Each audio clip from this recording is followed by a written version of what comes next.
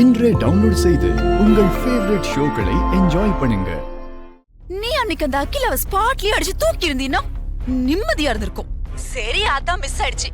இந்த சமையல்காரி குறுக்க வந்து பாஞ்சால அவளையாவது அந்த இடத்துல கொன்னு குள் தோண்டி புதைச்சிருந்தீன்னா இந்த மாதிரி கொடுமையெல்லாம் நாம பாக்கணும்னு அவசியம் இல்லல்ல. எல்லாத்தையும் கோட்டை விட்டுட்டு இப்ப பாரு, அவ கால் உடைஞ்சு ஹாஸ்பிட்டல்ல இருக்கால, நடக்க முடியலன்னு பாவல வேற. அவளை பாத்துக்க சொல்லி இந்த அகிலாவே பர்மிஷன் கொடுத்துட்டா. இது போதாதா, இந்த ஆதிக்கு அம்மாவே சொல்லிட்டான்னு ஹாஸ்பிட்டலையே சுத்தி சுத்தி வந்து அந்த சமையல்கார்கிட்டயே கடையா கடக்குறான். அவங்க லவ் சீன் கண்டினியூ பண்றத வேடிக்கை பார்த்துட்டு எனக்கு போன் பண்ணி வெறுப்பேத்திக்கிட்டு இருக்கீங்களா? நான் ஏன் நந்தினி உன்னை வெறுப்பேத்த போறேன்? வெறுப்பெல்லாம் ஏத்தல. நடக்கிறதெல்லாம் பார்க்க முடியாம உன்கிட்ட சொல்லிட்டு இருக்கேன், அவ்வளவுதான். நடந்துட்டு இருக்கறத நீங்க சொல்றீங்க, இனி நடக்கிறத நான் சொல்றேன்.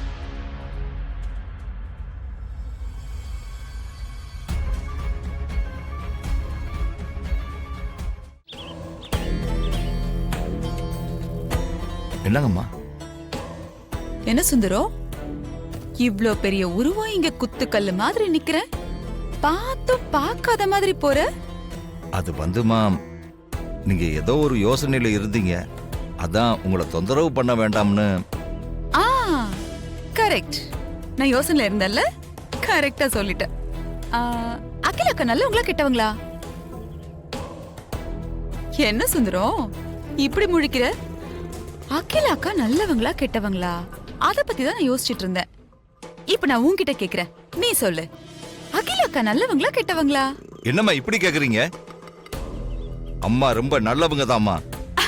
ஆமா ஆமா ஆமா, அம்மா ரொம்ப நல்லவங்க தான். யார் இல்லன்னு சொன்னா? ஆமா சுந்தரம், அம்மா எப்பப்ப நல்லவங்க எப்பப்ப கெட்டவங்க. என்ன சுந்தரம், முதல் கேள்வி கேட்டதுக்கு நல்லா படிக்கிற பையன் மாதிரி டக்குன்னு பதில் சொல்லிட்ட. ரெண்டாவது கேள்வி கேட்டா படிக்காத மக்க பையன் மாதிரி தலைய குனிஞ்சுக்கிட்டு யோசிச்சுட்டு இருக்க. அக்கா எப்பப்ப நல்லவங்களா இருப்பாங்க, எப்பப்ப துப்பாக்கியை தூக்குற கெட்டவங்களா இருப்பாங்க? டக்குன்னு சொல்லு. சரி விடு, ரொம்ப யோசிக்கிற, உன்னால பதில் சொல்ல முடியல. நீ டக்குன்னு பதில் சொல்ற மாதிரி ஈஸியான கேள்வி கேக்குறேன். நான் நல்லவளா கெட்டவளா? என்ன சுந்தரம், ஈஸியான கேள்வி தானே கேட்டிருக்கேன், டக்குன்னு பதில் சொல்லிடலாமே. நீ ஒரு அக்மார் கெட்டவதான். இதானே உன் மனசுல இருக்கு. எனக்கு தெரியும் சுந்தரம். பின்ன நான் கெட்டவ, கலகக்காரி, என்னால உன் பொண்ணுக்கு எவ்வளவு பிரச்சனை வந்திருக்கு. ஆனா நாரதர் கலகம் நன்மையில முடியுங்கிற மாதிரி ஏன் கலகம் எல்லாம் உன் பொண்ணுக்கு நன்மையில தானே முடிஞ்சிருக்கு. யோசிச்சு பாரு. அகிலா அக்காவுக்கு கோபம் வரும், அதுக்கப்புறம் அவங்க கைக்கு துப்பாக்கி வரும், உன் பொண்ணு உயிருக்கு அதனால ஆபத்து வரும்.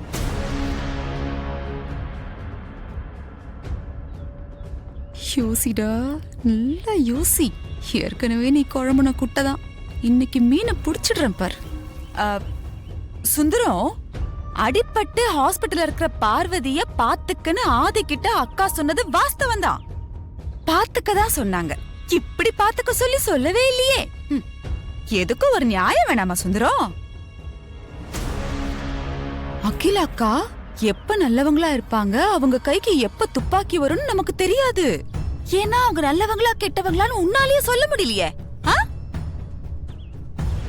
சுந்தரம், மனசு கேட்க மாட்டேங்குது. உன் பொண்ண பாத்துக்கோ, பொம்பளை புள்ள பொக்கிஷம், பத்திரமா பாத்துக்க. பொண்ண பெத்து மேய விட்டுருக்கோம் நாடக கம்பெனி. இவனுக்கெல்லாம் இன்னும் கொஞ்சம் ஸ்ட்ராங்கா வச்சிருக்கணும். இதுவே வேலை செய்து போல இருக்கே. மொத்த கூட்டத்தையும் விரட்டுறேன் இரு. ராஜகுமாரன் வந்தாச்சு, நான் போறேன்.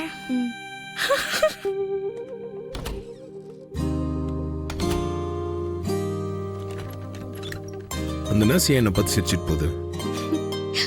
நீங்க என்கிட்ட ஐ லவ் யூ சொன்னீங்களான்னு கேட்டாங்க. ஆமா சொன்னாருன்னு சொன்னேன். அதுக்காக தான் உங்களை பார்த்து சிரிச்சிட்டு போறாங்க. இதெல்லாம் எதுக்கு அவங்க கிட்ட சொல்லிட்டு இருக்க? பாவம் மாமா, அந்த நர்ஸ் ரொம்ப நல்லவங்க. சரி, இதை விடு.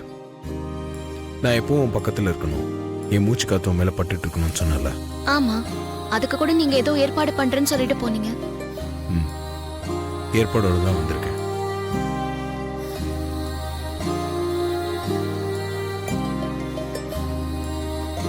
என்ன பாக்குற? இது ஏற்கனவே உனக்கு கொடுத்தது தான். கணேஷன் கிட்ட கேட்டு வாங்கிட்டு வந்தேன்.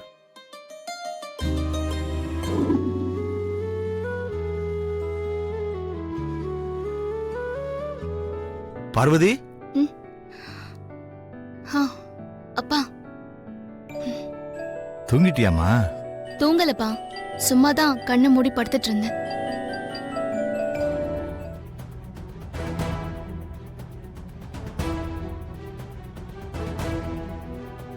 என்னது குட்டி தலையான? காலுக்கு வச்சு படுத்துக்க சொல்லி கொடுத்துருக்காங்களா?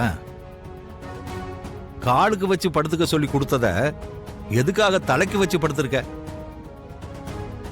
என்ன பார்வதி, நான் கேட்டுக்கிட்டே இருக்கேன், எந்த பதிலும் சொல்லாம அமைதியாவே இருக்க. என்னாச்சு? அது வந்துப்பா, அது வந்து பார்வதி, உன் பெட்ஷீட் தலாடிலாம் மாத்தணும். இப்ப ஆள் வருவாங்க, கொஞ்சம் கோஆபரேட் பண்ணு. ஏமா, இந்த குட்டி தலையணைய காலுக்கு வச்சுக்க சொல்லி கொடுத்தீங்களா இல்ல தலைக்கு வச்சுக்க சொல்லி கொடுத்தீங்களா? அந்த தலையணிய நாங்க குடுக்கலங்க, ஆதி சார் தான் பார்வதிக்கு ஸ்பெஷலா கொடுத்திருக்காரு.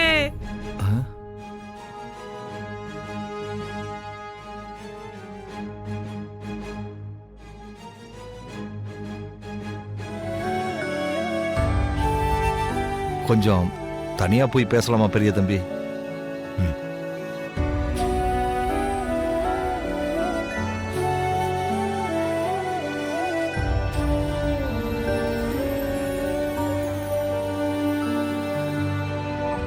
ஏதோ பேசணும்னு சொன்னீங்க, இப்படி தயங்கிட்டே இருந்த எப்படி?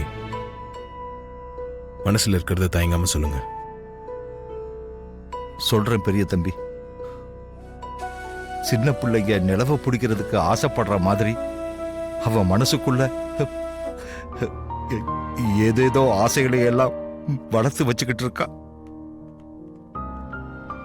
ஒரு தகப்பனா நான் அவளுக்கு எவ்வளவோ புத்தி சொல்லி பார்த்துட்டேன். எனக்கு அவ கட்டுப்பட்டு நடந்துக்கிறாளே தவிர அவ தன்னோட மனசை மாத்திக்கவே இல்லை பெரிய தம்பி. நான் உங்ககிட்ட உண்மையை உடைச்சே சொல்லிடுறேன் பெரிய தம்பி. பார்வதியோட மனசுக்குள்ள நீங்க தான் இருக்கீங்க.